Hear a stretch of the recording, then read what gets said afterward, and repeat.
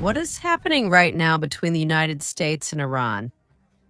One side, Iran in particular, has declared itself willing to reach agreements, to negotiate these negotiations. So it seems they are preparing in Turkey. Are they afraid of the American power? On the other hand, the American power itself. Moving further and further away from the country of Iran and above all, distancing itself from it. Abraham Lincoln, which has recently been located by Iranian and Chinese forces. They have triangulated the position and, well, it turns out that it's going full steam ahead, I repeat, moving away from the power led by Ayatollah Khamenei. The United States has been intimidated by Iranian power. Let's see what this whole Middle East puzzle is about right now. What's happening in the region and what will it end up leading to? Above all, talking about the possible, impossible, imminent, or maybe not so imminent attacks between both powers.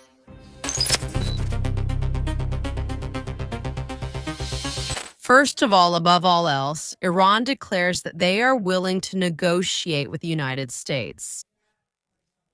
This issue will most likely have a lot of repercussions, and Western media will try to portray it as a loss of ground for Iran.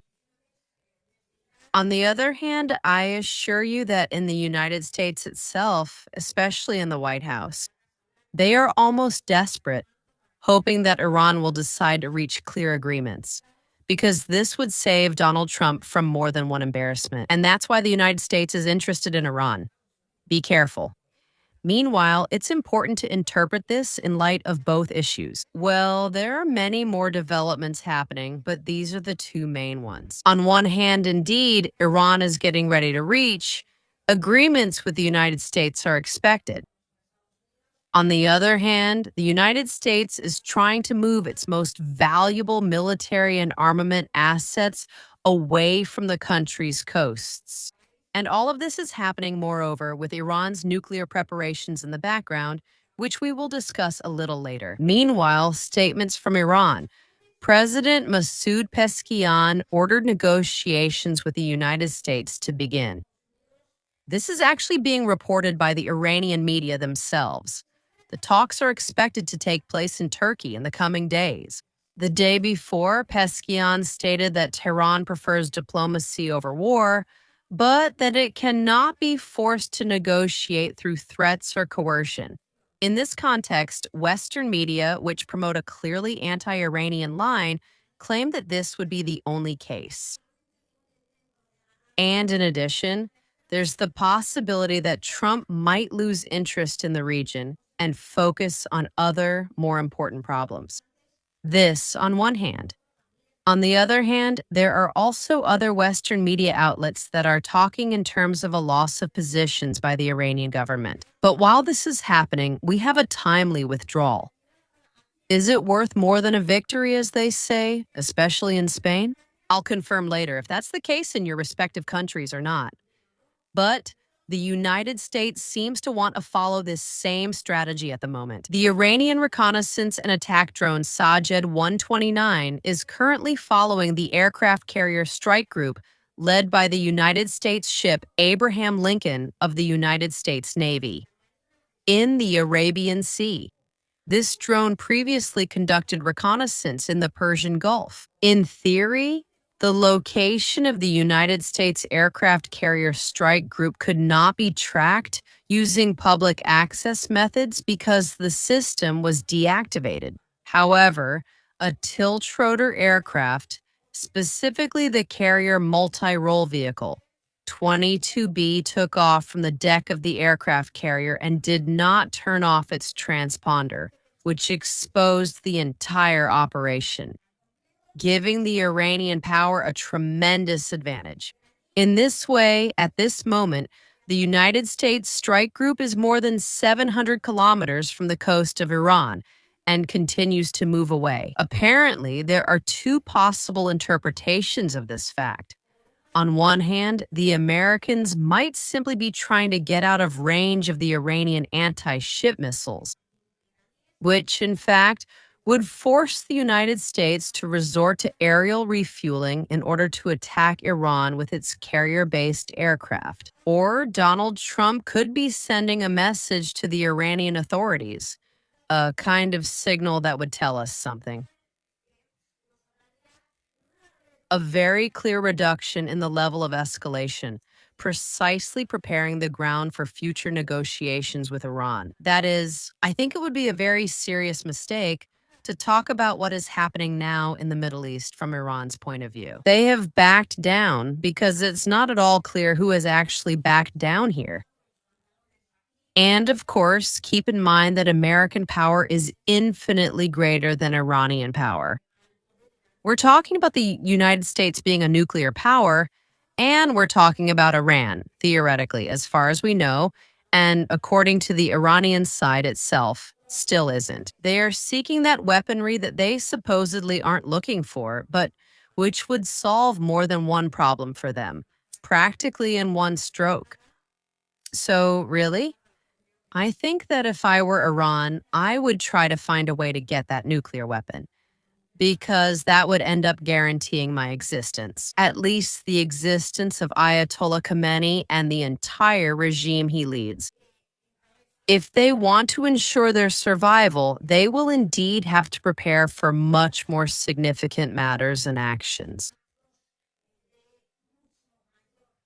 But here we have the United States, which seems to be sending little messages to Iran of we are prepared to reach agreements so that Donald Trump can then sell these agreements as an absolute victory for everyone. We have managed to corner Iran. Iran has given in at our doorstep. I truly believe that this will have absolutely nothing to do with reality and that now both sides are trying to find a diplomatic solution. Because Iran doesn't want to enter into a full-scale war, it still needs to recover from previous attacks. And besides, it's not a country that wants to go to war with anyone at all. Nor does it want to put the region in front of an armed conflict that could escalate much further from the United States. It's not just that they don't want a full-scale war, it's that right now, especially since the Trump administration, they simply can't afford it. I mean, if they lose, there are American soldiers involved, it could end up being an absolute disaster, and they could end up losing a lot of seats, which is one of the key issues with the upcoming elections.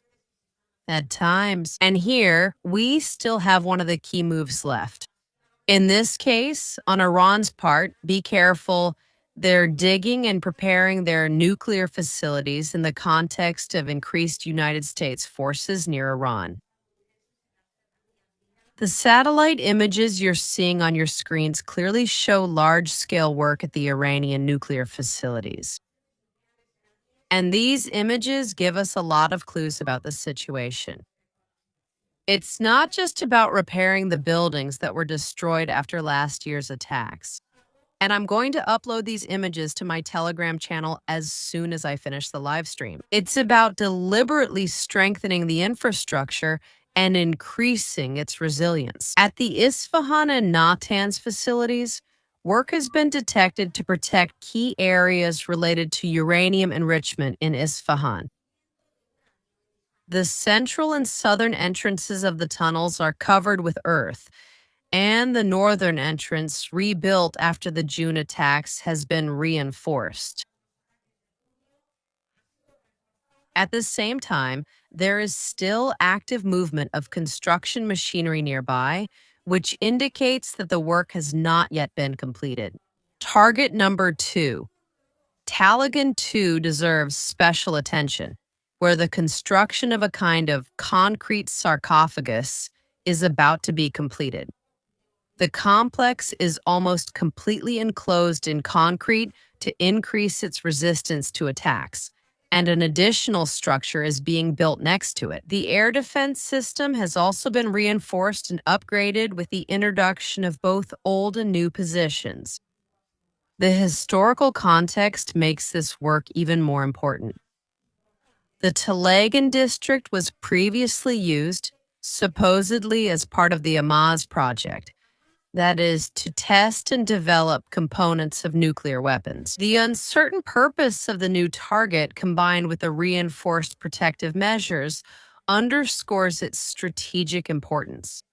For the authorities in Tehran, it is characteristic that Iran is now adopting these kinds of measures, covering the tunnels, restricting aerial observation. Before last year's attacks by the Israeli and United States Air Forces, it actually carried out similar measures. In addition, the underground infrastructure on the surface, in other words, the same work is being carried out. And also, what is being done is trying to rebuild as much as possible the buildings destroyed in those attacks, which could supposedly be used for the production of centrifuges, which would clearly indicate the priority of preserving and restoring the critical cycle elements of the most important parts of the Iranian nuclear program. And so, where some might see a weakness on the part of the Iranian government, we might actually be talking about the exact opposite. Iran does indeed want to reach, and I believe wants to reach, diplomatic agreements. But above all, and more than anything, look, how have they rebuilt the whole situation after the attacks from Israel and the United States? What have these attacks not affected? Of course, because they don't have all powerful missiles either, so that's where they'll go, facing a constant buildup of American and Israeli forces in the region. It's definitely staying strong, staying firm, preparing for negotiations, but without giving up its nuclear essence. We don't want nuclear weapons, which I don't know if it's part of a strategy or if it's just the reality of being the reality. I think it's a big mistake. But Iran can't just do absolutely anything now without risking being attacked. Anyway, if I had to draw a conclusion from this, would I tell you something? Just like what happened with the protests in Iran just a month ago, where I told you the United States missed the moment, I think with the supposed attacks against Iranian territory, even though they could still happen and do seem quite imminent, I think the United States has missed the moment to carry out a truly effective attack, to carry out, above all, a really striking attack. And that could convince the country's population that they should vote for Donald Trump because he's got guts. And yet, the tremendous international, even global powerhouse has once again missed the golden opportunity to attack such a power. A very large military, but still infinitely smaller, against which the United States hasn't been able to act for who knows how many years now.